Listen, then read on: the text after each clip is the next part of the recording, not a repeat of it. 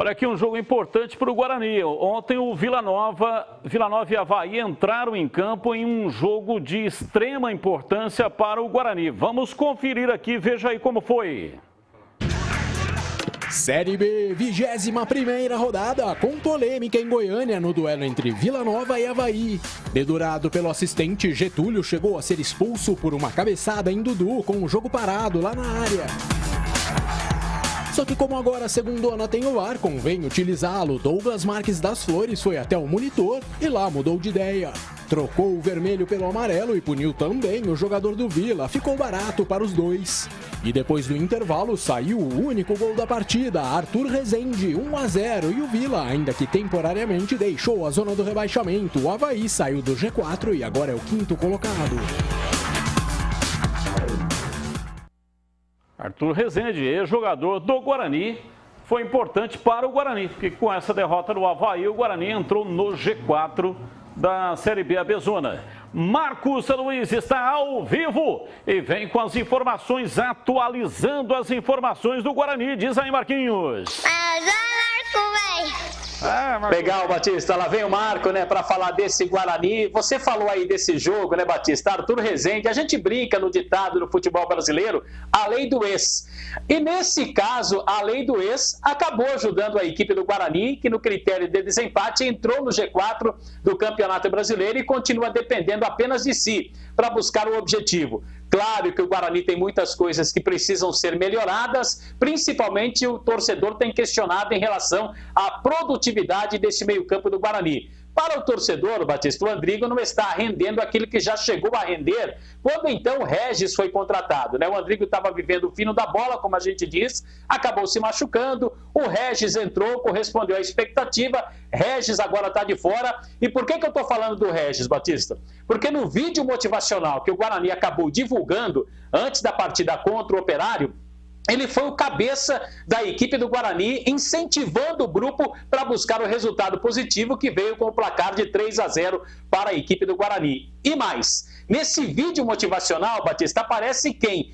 Luiz Gustavo, ex-zagueiro do Guarani. A gente sabe que a esposa do Luiz Gustavo mora aqui em Campinas, trabalha em Campinas, e ele está aproveitando também para fazer a sua recuperação no estádio Brinco de Ouro. O que causou para o torcedor uma interrogação? Por que o Luiz Gustavo está no vestiário momentos antes da partida, ouvindo toda a palestra, o vídeo motivacional? E aí o torcedor já começou a tirar algumas conclusões. Luiz Gustavo, para o ano que vem, ficará no Guarani? Ele que está se recuperando aí da reconstituição dos ligamentos do joelho. E a gente sabe que a recuperação ela é muito grande. Então tem essa interrogação aí na cabeça do torcedor. E eu passo para você. Será Luiz Gustavo ano que vem no Bugre? E aí, Batistão?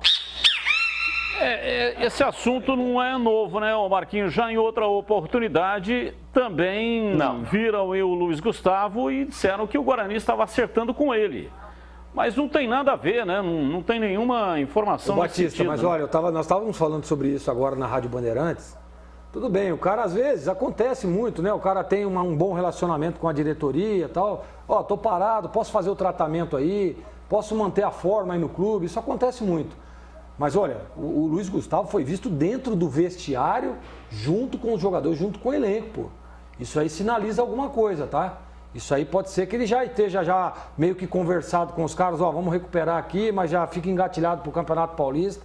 Eu tô com o Marquinhos nessa, hein? Não sei não, hein? Luiz Gustavo, que na minha opinião seria uma ótima contratação, né? Agora, tá dentro do vestiário com os caras, participando do dia a dia, participando de uma reunião, de uma preleção pré-jogo, olha, sei lá, eu acho que já tá mais ou menos engatilhado aí, viu?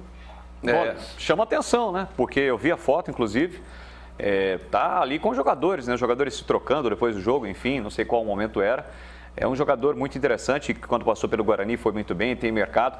Agora, eu fico imaginando, Batista, onde jogaria Luiz Gustavo se realmente tivesse a oportunidade para esse ano? Acho que esse ano fica mais difícil, né? Seria para 2022. Porque o Bruno Silva está bem, o próprio Rodrigo Andrade, talvez fazendo dupla com o Thales. Possível Campeonato Paulista, né? Campeonato Paulista. Porque o Ronaldo Alves está emprestado, né?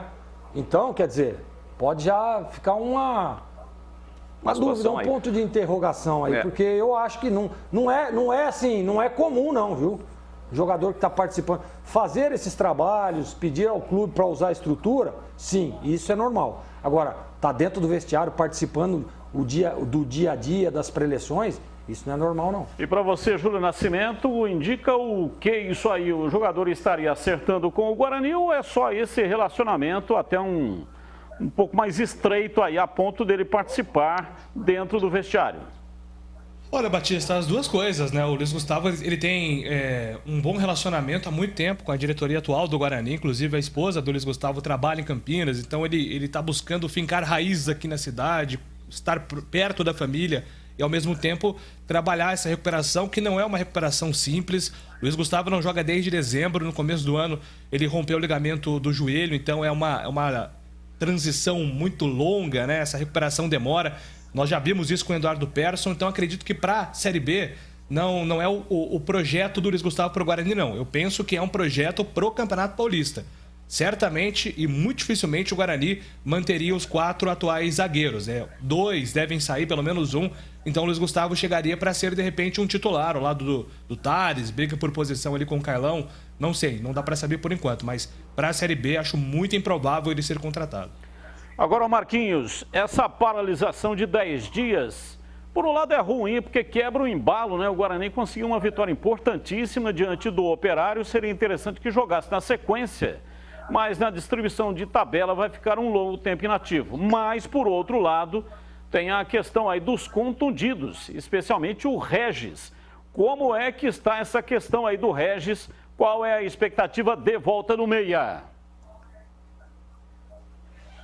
Bom, Batista, eu vou falar do Regis, mas também de 2 outros atletas. O Regis, ele já está em fase de transição. A transição, o que é? O Glegg daqui a pouco pode falar. É para o jogador readquirir ritmo de jogo, ter tempo de bola, essa coisa toda. Então o Regis já está fazendo esse trabalho com o elenco do Guarani. Eduardo Persson, ele teve aquele desgaste muscular depois da cirurgia que sofreu, como o próprio Júlio falou, aí para a reconstituição do ligamento do joelho, ficou muito tempo parado, 285 dias, e ele sentiu muito desgaste muscular. Então, para que não haja o rompimento da musculatura, o Guarani está fazendo um trabalho especial com o Eduardo Persson. E sobre o Júnior Todinho, Batista, o Júnior Todinho também teve um desgaste muscular, ele que ficou aí um certo tempo sem trabalhar oficialmente em jogos, né? Voltou na equipe do Guarani e sentiu também um desconforto muscular. Me lembro, e até o Júlio, a gente debatia outro dia na Rádio Bandeirantes, o Júnior Todinho, quando deixou o Guarani, ele estava machucado, né? Quando ele foi para o Juventude, depois demorou para se recuperar, ele tinha uma contusão no joelho. Agora é um desgaste muscular do Júnior Todinho. Então são os 3 atletas que o técnico Daniel Paulista espera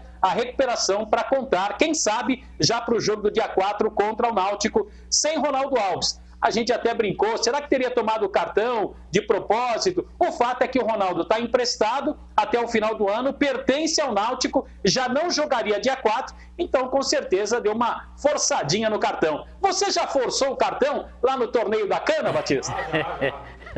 Já forcei muitos cartões. Mas não era, não precisava muito forçar. Batista, ele forçava cartão todo jogo para ficar fora. Tinha que ficar fora para poder vender picolé lá para ganhar uns trocos, entendeu ou não? O Marquinhos está com o cara preocupado, viu, Batista? Tô achando o Marquinhos cara de preocupação. Mas o Batista sabe qual que é o motivo. Daqui a pouco o Batista vai dizer. Deve ser. Mas olha, essa questão aí da recuperação é importante, né? Porque você vê, o Guarani deu uma oscilada feia aí, né? Quando perdeu alguns jogadores importantes, especialmente o Regis, deu uma oscilada feia na competição. Então o elenco não é grande, é um elenco bom, mas é enxuto. Então se puder recuperar aí, principalmente o caso do Regis, mas o Persson também é importante. Como o jogo é só dia 4, de repente, até chegar lá, os 2 já estejam recuperados. Mas não pode precipitar, né? Porque o Regis tem essa situação aí, como o Marquinhos muito bem colocou. Hoje é um cara imprescindível nesse time do Guarani.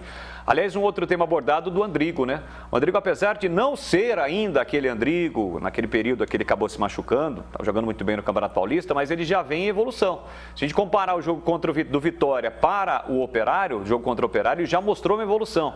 Sendo aquele Andrigo participativo, finalizando, cara que prepara jogadas. E outro detalhe, o Todinho bem Batista é o titular absoluto no lugar do Lucão do Break. Para mim é o titular, o camisa 9 do Guarani.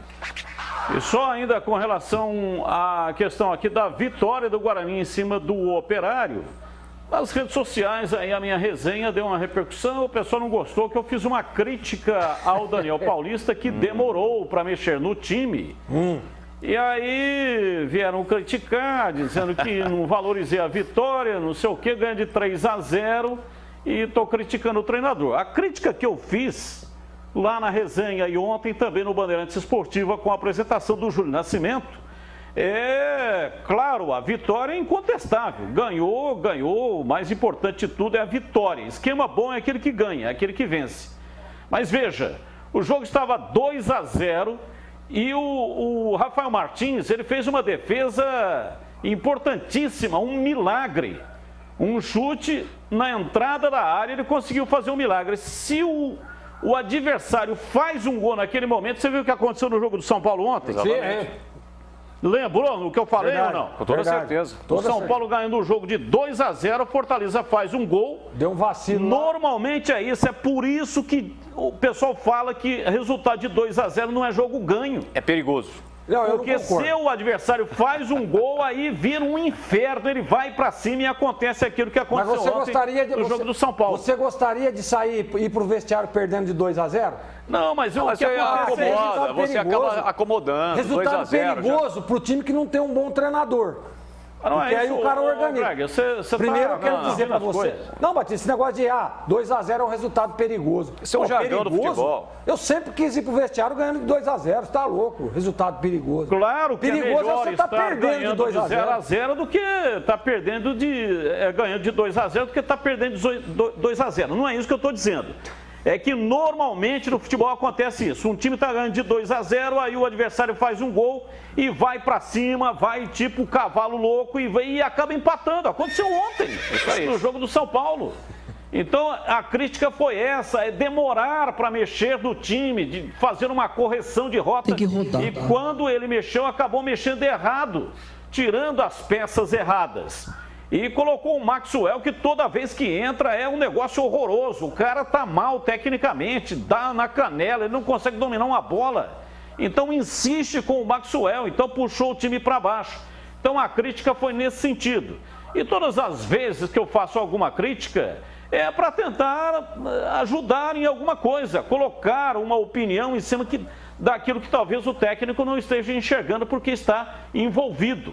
Mas sempre no sentido de evoluir, de dar relevo, de dar destaque em cima daquilo que está acontecendo, jamais de diminuir.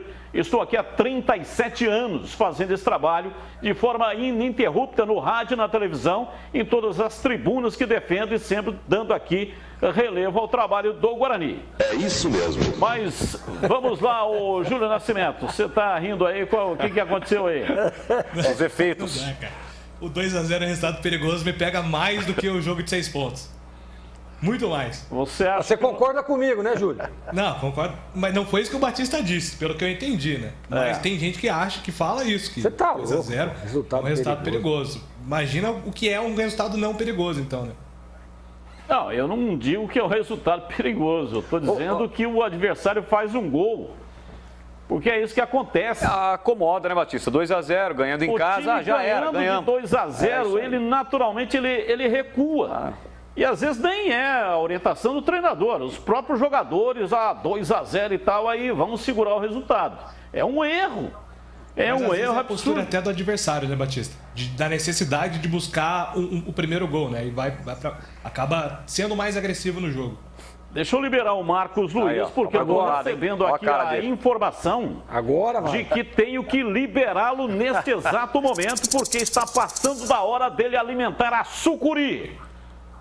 Não é isso, Marquinhos? E o cardápio hoje. E essa sucuri, ela é muito exigente, viu, Batista? Essa receita aqui, ó, já tá naquele livro que eu tô pensando em publicar pela sua sugestão e tal. E o Gleger, né, quando jogou lá em Recife, comeu muito sarabulho. Vou comer um sarabulho daqui a pouco, Batista. Sarabulho?